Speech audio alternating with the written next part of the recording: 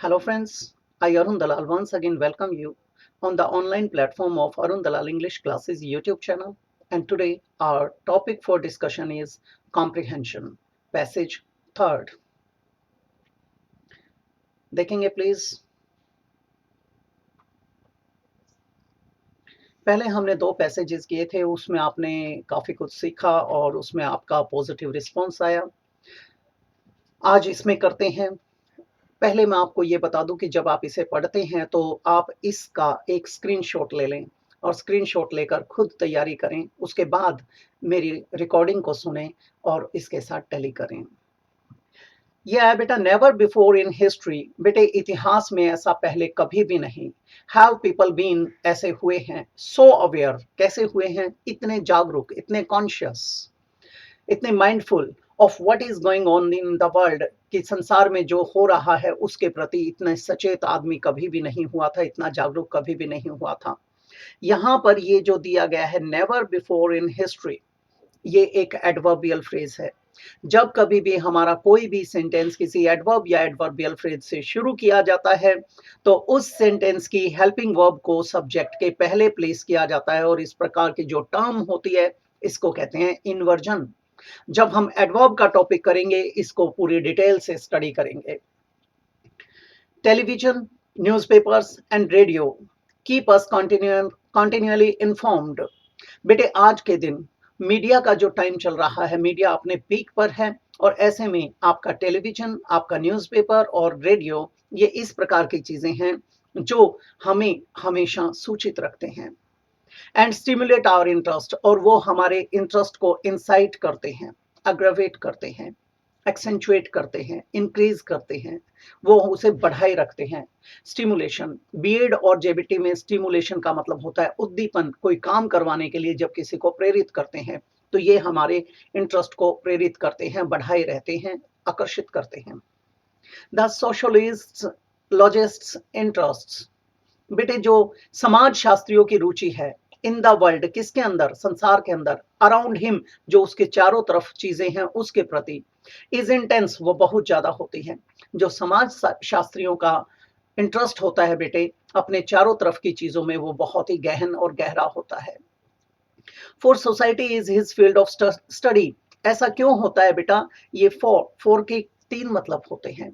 एक होता है बेटे टाइम के लिए, टाइम के लिए, जैसे I have been waiting for you for 3 hours, इसका मतलब था मैं 3 घंटे से इंतजार कर रहा हूं। दूसरा, this pen is for you, यह कलम आपके लिए है।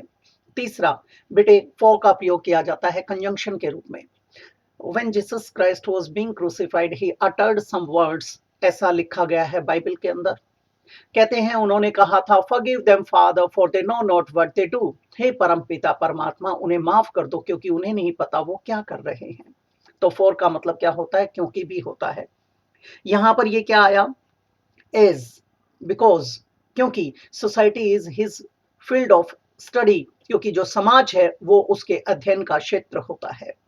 इंडीड, वास्तव में, he needs to know what is happening in society, वास्तव में वह ये जानना चाहता है, उसकी जरूरत होती है कि समाज में क्या घटित हो रहा है, what is going on, what is occurring there.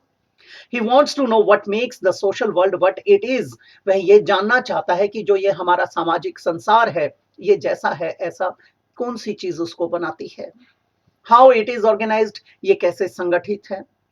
Why it changes in the ways that it does, ये क्यों बदलता है जिस तरीके से ये बदल रहा है, इस तरीके से बदलने के पीछे इसकी क्या प्रतिक्रिया है, रूपरेखा है। सच नॉलेज इज वैल्यूएबल, ऐसा जो ज्ञान होता है ये काफी वैल्यूएबल है, प्रीशियस है।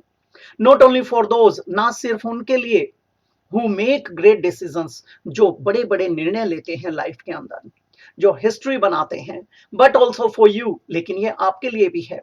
Since this is the world in which you live and make you your way, क्योंकि ये वो संसार है जहां पर हम रहते हैं और जहां पर हम अपने तौर तरीके इख्तियार करते हैं, इस्तेमाल करते हैं। ये था हमारा पैसेज जिसके अंदर हमारे समाज से संबंधित बातें की गई हैं। अब आगे देखते हैं इसके प्रश्न किस प्रकार के हैं। पहला प्रश्न और दूसरा प्रश्न आपके स्क्रीन पर। क्या पूछा गया है इसमें? The passage emphasizes means lays stress, एक्सेंचुएट्स, उसको हाईलाइट करता है।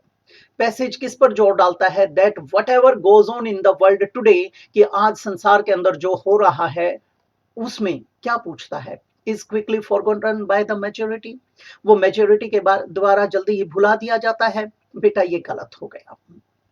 ओनली कंसर्न्स द सोशोलॉजिस्ट, वो केवल समाज शास्त्री से जुड़ा हुआ है। बेटे केवल समाज शास्त्री से नहीं जुड़ा हुआ है।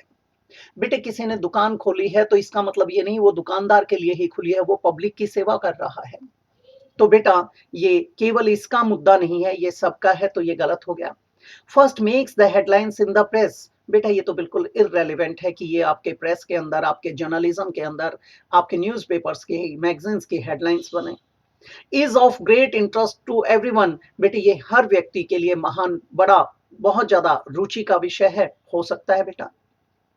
Can easily be ignored by people in power, सत्ताधारी लोगों के द्वारा भुला दिया जाता है बेटा, इग्नोर किया जाता है, ऐसा कहीं पे मेंशन्ड नहीं है। अगर आइल्ट्स का एग्जाम होता तो यहाँ पर इसमें लिख देते नॉट गिवन, और कुछ एक में आ जाते ट्रू और false. It is pointed out in the passage that, बेटे पैराग्राफ के अंदर ये पॉइंट आउट किया गया है, ये हाईलाइटेड है। अमंग अदर थिंग्स, दूसरी चीजों के साथ साथ, sociologists are very much interested in, जो समाज शास्त्री हैं वो दूसरी चीजों के साथ साथ किस चीज में ज्यादा रुचि रखते हैं? Are reaction to their studies, no बेटा ये तो गिवन ही नहीं था कहीं पे कि वे हमारी प्रतिक्रिया की तरफ ध्यान दे रहे हैं।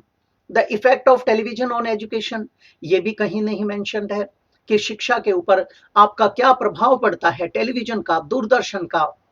The reasons for social change, बेटे ये हो सकता है कि जो समाज के अंदर हमारा बदलाव होते हैं उसके क्या कारण हैं, ये उनका विषय रहा है, तो ये हो भी सकता है। How people make a living in the world, बेटे सस्टेनेंस की, लाइवलीहुड की कहीं बात नहीं आई कि लोग अपनी आजीविका कैसे कमाते हैं। इन्वायरमेंटल प्रॉब्लम्स, बेटा ये तो हमारा विषय था ही नहीं समाज शास्त्रियों के लिए, तो ये तो गलत हो जाएगा। तो इसमें हमारा क्या बन गया? C option. और आगे बढ़ते हैं अपने लास्ट क्वेश्चन की तरफ। आपको इसमें पता चला कि हमें किस तरीके से इसे अटेम्प्ट करना चाहिए। अगले क्वेश्चन पे आते हैं। इसके अंदर क्या पूछा है एग्जामिनर ने? One may in conclude from the passage that, बेटे कोई भी व्यक्ति, an individual can conclude from the passage, वो निष्कर्ष निकाल सकता है इस पैसेज से, इस पैराग्राफ से, कि the studies made by sociologist, कि जो ये अध्ययन किया जाता है समाज शास्त्रियों के द्वारा, इसका क्या है? Are extremely useful both to decision makers and to ordinary people, बेटे वो बहुत ही ज्यादा यूजफुल है, किसके लिए? जो हमारे डिसीजन मेकर्स हैं उनके लिए, और जो आम जन है, कॉमन पीपल हैं, उनके लिए हो सकता है। Are of little general interest, बेटा ये तो बिल्कुल गलत हो गया। लिटिल जनरल इंटरेस्ट की तो कहीं पे बात की ही नहीं गई।